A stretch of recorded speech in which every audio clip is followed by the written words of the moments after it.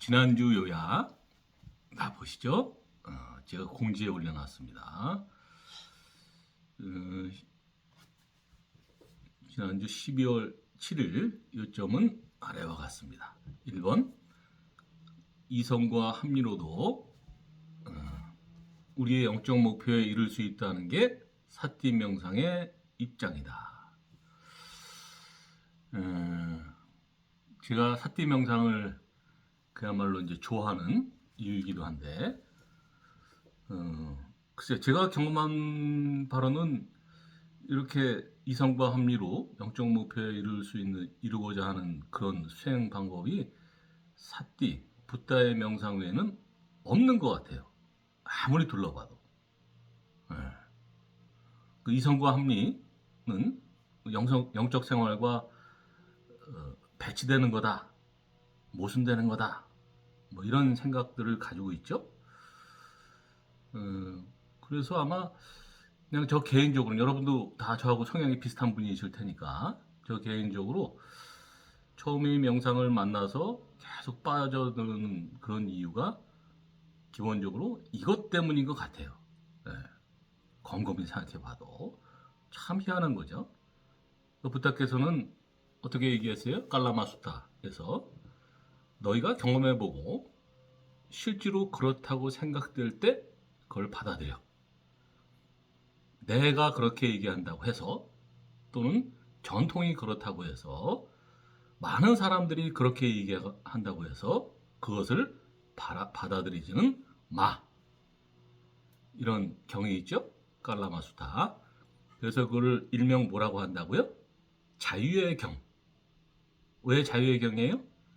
종교 지도자를 믿지 않을 자유. 아주 독특하죠? 정말 매력 있어요. 2번, 마음의 대상들을, 신혜원 선생님도 어서 오십시오. 예. 마음의 대상들을 취사 선택하지 않고 모두를 하나로 모아감으로써 사마디에 다다른다. 오늘 아직 안 들어오셨는데 박순정 선생님 때문에 얘기가 나온 것 같은데, 우리가 얘기하는 고요함, 침착함은 어떤 하나를 선택해서 다른 것은 보지 않고 그것만 계속 거기다 의식을 갖다 붙여가지고 그것과 하나가 됨으로써 이루어지는 그런 고요함과 침착함이 아닙니다. 그래서는 안 돼요. 그거는 현실 도피고, 당장 우리가 그렇지 않은 세상으로 뛰어나왔을 때 깨지게 되겠죠? 그런 고요함은. 우리가 얘기하는 사티명상에서 얘기하는 고요함은 모든 것들을 거부하지 않고 그대로 놔두되 그걸 이렇게 하나로 모으는 거야. 하나로 이렇게 깔때기처럼. 그래서 사마디의 어원이 뭐라고요?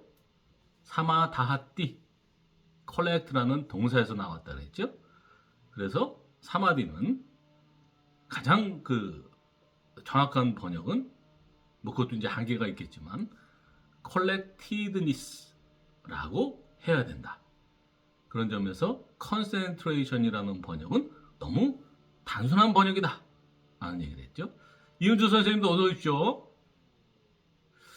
네. 자, 꼭 기억해 두십시오. 이렇게 되면 어떻게 되겠어요? 우리가 굳이 고요함과 침착함을 얻기 위해서 현실에서 도피할 필요가 없죠. 이 현실 자체가 우리의 수행의 장이에요. 싫은 일이든 좋은 일이든 다 우리가 다뤄야 될 어떤 대상들이신 거죠. 피하지 않습니다, 우리는. 3번, 이건 마르셀 프루스트의 잃어버린 시간을 찾아서에 나오는 문구인데, 뒤피시는 항상 그의 몸과 좀 떨어져서 살았다. 이건 박재호 선생님께서 어떤 경험적인 얘기를 해주셔서 이 얘기가 나왔던 걸로 기억을 하는데, 항상 우리가 사띠를 하게 되면 이런 느낌이 들죠. 이런 느낌이. 내 몸과 조금 떨어져서 사는 것 같아요. 그렇다고 이게 흔히 무슨 다른 데서 얘기하는 그런 유체이탈하고는 전혀 다른 겁니다. 유체이탈하고는 전혀 다른 거예요. 내 몸과 조금 떨어져서 내 몸과 조금 떨어져서 사는 느낌이 들면 내 마음과도 조금 떨어져서 사는 느낌이 들죠. 그 간격이 나한테 자유와 여유와 지혜를 줍니다. 거기에 아주 완충 역할을 해서 편안함을 주죠. 요거는 이제 사띠 명상을 통해서 직접 이런 경험을 해보셔야만 이해가 되는 거죠.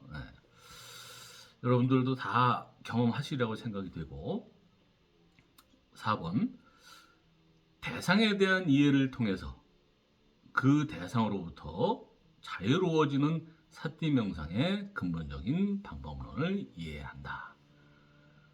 우리는 대상으로부터 자유로워지기 위해서 대상을 없애려고 하거나 대상으로부터 도망가려 하지 않고 오히려 그 대상을 직시해서 이해하고 그것을 통해서만 진정한 그 대상으로부터의 자유가 가능하다는 입장이에요.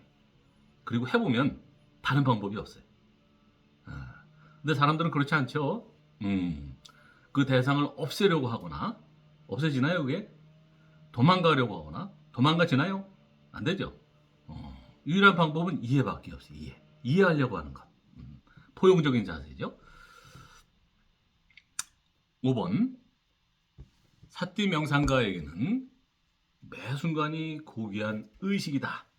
리추얼이다. 그러니까 우리 사띠 명상가에게는 이 현실이 우리가 살아가는 이 찌지고 받는 이 현실이 수행의 장이고 의식의 장이에요. 이렇게 느껴지셔야 돼요. 그리고 점점 잘게 쪼개져서 한시도 허투루 보낼 시간이 없습니다. 그렇게 됨으로써 수행과 생활이 이렇게 되는 건 이렇게 모아지는 이렇게. 수행이 생활이고 생활이 수행이고. 6번 마음의 균형을 유지하는 가장 좋은 방법은 역시 사띠를 이어가는 것이다. 그래서 제가 이 대목에서 지난 시간에 5근 얘기를 했던 것 같아요. 그래서 5근의 가운데 3번에 시소의 중심 역할을 하는 3번에 부탁해서 사띠를 두신 거다. 부탁해서 그 얘기하시는 뭐 8정도, 5근 뭐 이런 거, 3법인 여러 가지 숫자를 붙여놓으신 이론들이 있죠.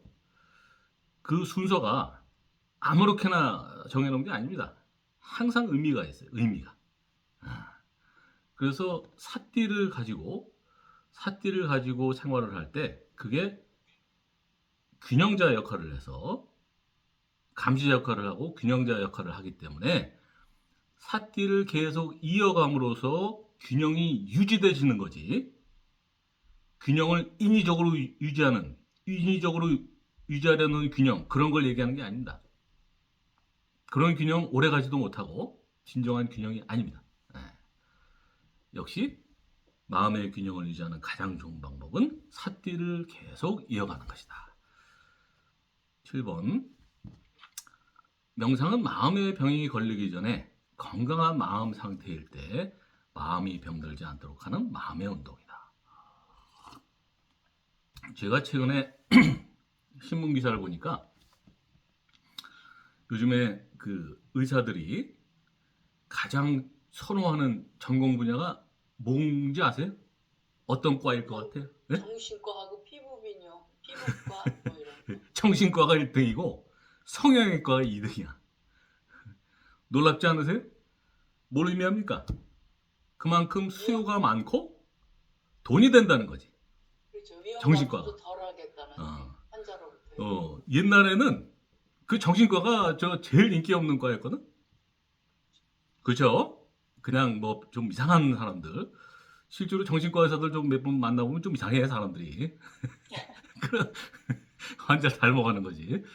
그런데 이게 지금 사회가 바뀌어서 뭐 위험성은 난 그건 좀 동의하기가 어려워요. 그 미친 사람들 상대하는 게 쉽지 않습니다. 저도 이제 사람들 상대하지만. 당장 생명을 그렇지. 심장 낼 것 같은 데가 예. 의사가 사실 제일 많이 필요한데 그런 건 생사를 가를 수 있습니다. 정신과 쪽은 당장 그건 안 나타나니까 위험성이라는 건 바로 그걸 말하는 거예요.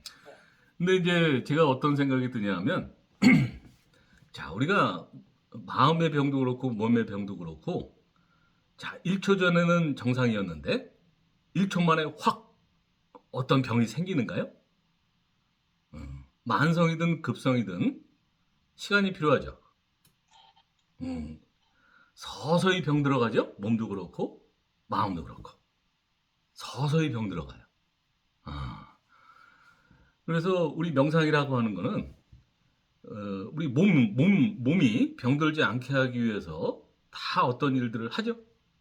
다 몸이 병드는 건 분명히 원인은 정확히 알 수 없으나 분명히 원인이 있는 거지. 마음의 병도 정신과에 갈 때까지는 서서히 병 들어가죠. 하루아침에 다음날 일어났더니 이게 뭐 그냥 마음의 병이 걸렸다 뭐 이런 건 없어요. 그래서 우리가 정신과가 많아지는 만큼 그만큼 명상하는 사람들이 많아져야 된다고 생각을 합니다. 왜? 마음의 운동이기 때문에. 마음이 병들지 않도록 하는 마음의 운동이기 때문에. 8번 금강경에 나오는 얘기인데 응무소주 이생기심. 금강경에 나오는 아주 유명한 문구죠. 마땅히 머무는 바 없이 그 마음을 내어라. 우리 사띠 명상가한테도 아주 크나큰 시사점을 주죠. 머물면 안 돼. 머물면. 그럼 머물지 않는 것으로 끝나냐? 그러면 안 되고 계속 바라봐야죠. 플러스 바라보는 행위, 부가가 돼야 됩니다. 이상입니다.